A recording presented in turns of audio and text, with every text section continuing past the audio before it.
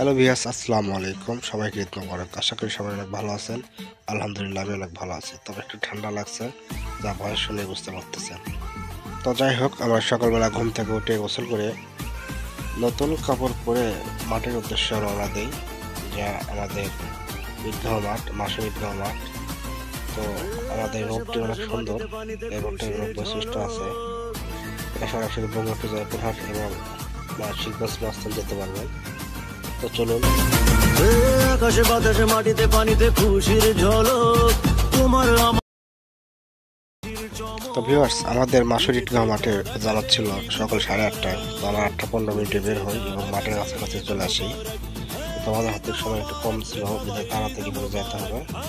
ঈদ মুবারক রে সবাই, ঈদ মুবারক।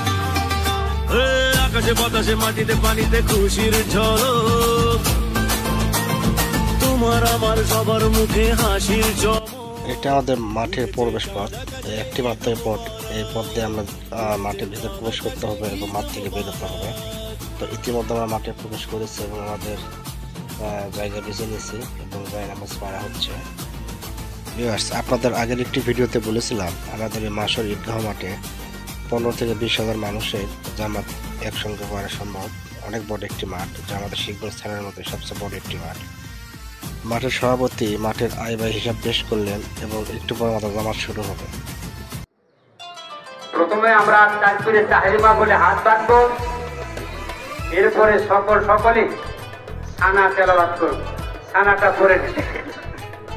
এরপরে অতিরিক্ত 3টি তাকবীর আল্লাহু আকবার বলে হাত ছেড়ে দেব, আল্লাহু আকবার বলে হাত ছেড়ে দেব, তৃতীয়বার আল্লাহু আকবার বলে হাত বাঁধব। আলহামদুলিল্লাহ ভিউয়ার্স, আমরা ইতিপূর্বে নামাজ শেষ করেছি এবং মহান রব্বুল আলামিনের কাছে হাজারো শুকরিয়া। এই বছর আরেকটি ঈদের নামাজ আদায় করতে পারলাম, জানি না আগামী বছর পারবো কিনা। তো এতগুলো মানুষ সবাই একত্রিত নামাজ আদায় করলাম, জানি না আগামী বছর এখান থেকে কে মাঠে আসতে পারবো, আল্লাহ পাকের ইচ্ছা। বলো বলো সবাই বলো ঈদ মুবারক, বলো বলো সবাই বলো ঈদ মুবারক।